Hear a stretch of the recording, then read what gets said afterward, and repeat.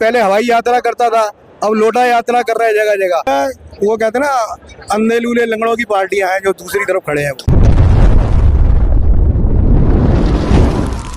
लगता है आपके बार फिर से एक बार मोदी सरकार, फिर से एक बार मोदी सरकार आएगी। भाई जितने देशभक्त हैं, जितने राष्ट्रभक्त हैं और जो देश के लिए अच्छा सोचते हैं वो मोदी के साथ खड़े हैं और बिल्कुल मोदी को वोट देंगे। सबसे बड़ी बात है हमारे दूसरी तरफ है, वो कहते हैं ना, अंधे लूले लंगड़ों की पार्टियां हैं जो दूसरी तरफ खड़े हैं।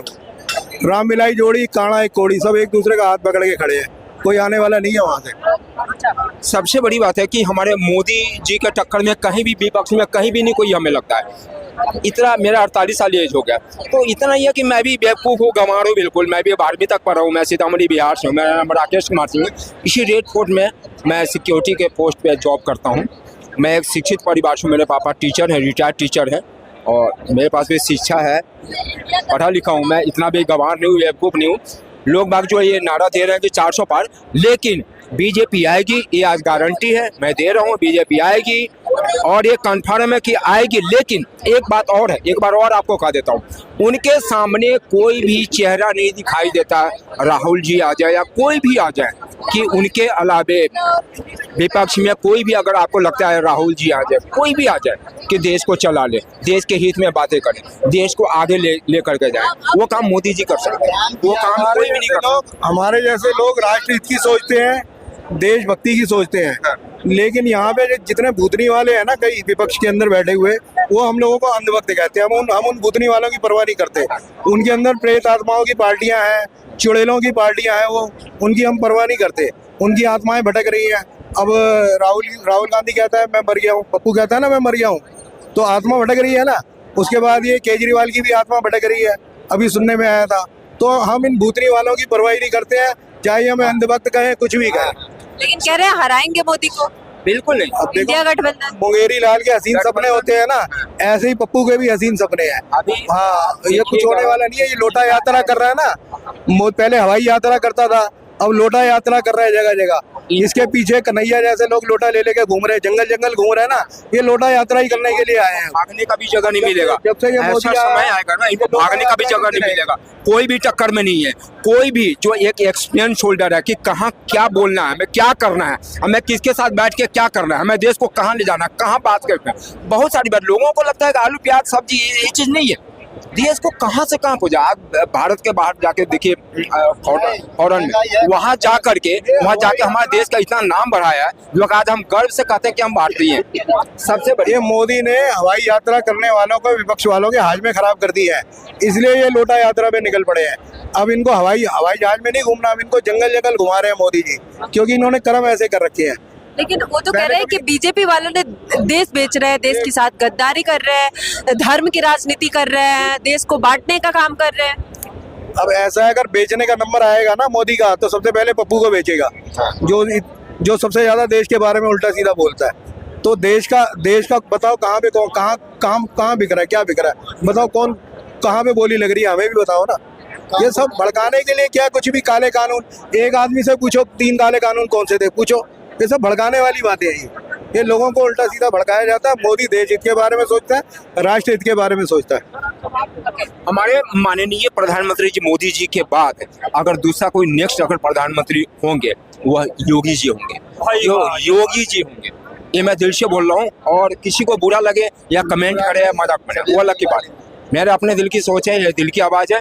हमारी योगी जी होंगे कि योगी जी का एक परिवार नहीं है। जैसे हमारे मोदी जी का है कि मेरा पूरा भारतवर्ष संसार मेरा परिवार है, वैसे हमारी योगी जी के लिए दोनों साधु संत है। ये भी साधु संत है, ये भी साधु संत है। हमारे जब ये केजरीवाल जी जब आए थे, तो उन्होंने क्या बोला था कि हम एक आम आदमी की तरह जिंदगी जिएंगे, आम आदमी की तरह काम करेंगे।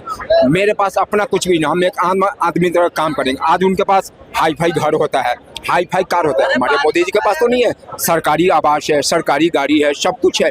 लोग बात कहते हैं, ये हमें भी पता है। लेकिन इतना मैं गारंटी बोलता हूँ, आज मैं आपको लिख के दे देता हूँ कि हमारे मोदी जी आएंगे। मोदी जी के बाद जैसे वो संन्यास लेंगे, उसके बाद हमारे माननीय योगी जी आएंगे।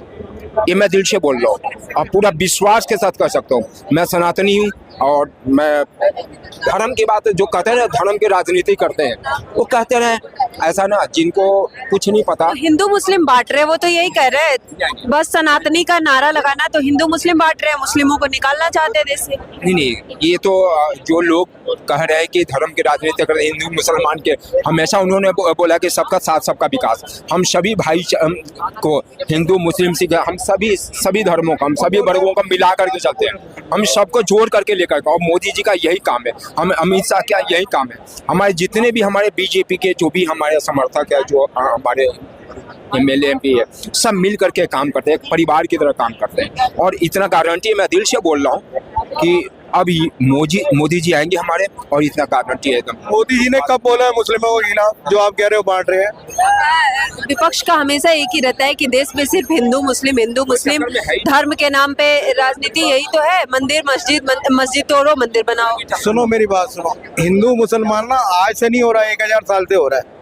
आप इतिहास उठा के देख लो, ये मोदी आने के बाद नहीं हुआ है, ये देश का बंटवारा मोदी से पहले हुआ है। जो यहाँ 10 लाख हिंदू मरे थे, ये जो देश का बंटवारा गलत तरीके से हुआ था, तो ये जो है हिंदू मुसलमान पहले से हो रहा है। अब ये कश्मीर के अंदर हिंदुओं को निकाला गया था, तो ये क्या उस समय मोदी ने निकलवाया था क्या?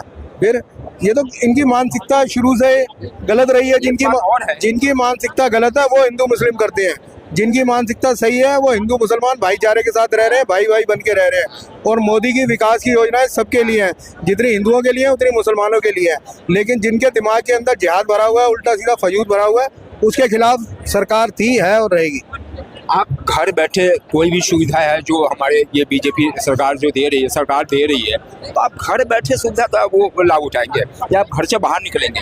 आपको रोटी खाना है तो बाहर से हम निकलेंगे, राशन की दुकान पे जाएंगे, राशन खरीदेंगे, बनाएंगे, खाएंगे, सब कुछ करेंगे। अब प्यासा आदमी कुएं के पास जाएगा ना, या कुआं प्यासे आदमी के पास जाएगा? नहीं जाएगा ना। सबसे बड़ी बात है, एक बात और है, जो लोग बात कहते हैं कि हमारे देश में बेरोजगारी है, यहाँ से लोग बाहर विदेशों में जा रहे हैं। अगर आप पढ़े लिखे हैं, टैलेंटेड है, आपके पास टैलेंट है, तो फॉरेन जो है ना, विदेश में आपको एक अच्छा पैकेज मिल रहा है, 1 साल का कई करोड़ दिया जा रहा है। जिसके बच्चे टैलेंटेड है, उनको एक अच्छा पैकेज मिला, वो बाहर जाके काम करता है, करेगा भी। मेरे पास टैलेंट नहीं है, मैं इंडिया में काम करता हूं। अभी इलेक्शन का समय है। देखिए, मेरी अपनी सलाह है, जो भी पार्टी आपको मतलब कि सपोर्ट में आए, मतलब कि जो भी पार्टी आए, हमारा चिन्ह लेके, झाड़ू आए दे झाड़ू, दे झाड़ू, दे झाड़ू, ठीक है, पंजा आए दे पंजा, दे पंजा, उसी पार्टी को उसी चीज से स्वागत करो। कमल आया तो कमल से स्वागत करो, ठीक है।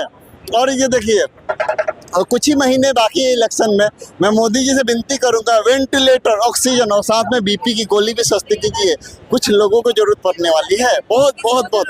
तो ये कुछ लोगों को जहाँ तक है, सिंबॉलिक लोगों को जहाँ तक है, ये जरूरत पड़ने वाली, बहुत जरूर। हाँ, सबसे पहले तो ये तिहाड़ वाले को, जो हमारे ये दिल्ली के ये केजरीवाल महाराज, जो दिल्ली के हमारे महाराज है, सब कहते थे कि ये जो दिल्ली की मुख्यमंत्री है शीला दीक्षित सबसे करप्टेड है, चोर है, यहाँ सोनिया गांधी चोर है, अखिलेश चोर है, लालू चोर है।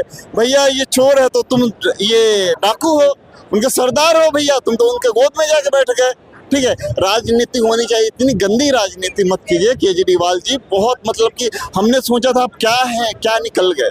अच्छा लगता है केजरीवाल को हाई कोर्ट से तो अभी नहीं राहत मिली, सुप्रीम कोर्ट आगे अगर वो जाते हैं तो चुनाव से पहले उनको कोई राहत मिलने वाली है? देखिए, पहले अपने चुनाव, बहुत अच्छा टॉपिक पकड़ा। देखिए, केजरीवाल जी है ना, ये विक्टिम कार्ड खेल रहे हैं। विक्टिम कार्ड कैसे खेल रहे हैं मैं एक्सप्लेन करता हूँ आपको। ये 9 समन, भैया पहले समन में जा सकते थे, नहीं गए। क्यों नहीं गए? जो मीडिया ये कवरेज ऑटोमेटिक मिल जाएगा। ये प्रताड़ित है केजरीवाल, ये बीजेपी ने जेल में डाल दी XYZ, इनका ये मतलब कि जो भी ये ड्रामेबाज केजरीवाल, मैं क्या बोलूं। ओके, क्या वाकई केजरीवाल को एक कहीं ना कहीं सिंपैथी मिल रही है? क्या एक सिंपैथी का वोट बैंक बटोरने की कोशिश हो रही है जिसकी वजह से वो इस्तीफा नहीं दे रहे हैं, या फिर उनको सच में कोर्ट से राहत मिल जाएगा चुनाव से पहले? ये तो आने वाला वक्त ही बताएगा। अभी के लिए धन्यवाद, देखते रहिए ओपिनियन भारत।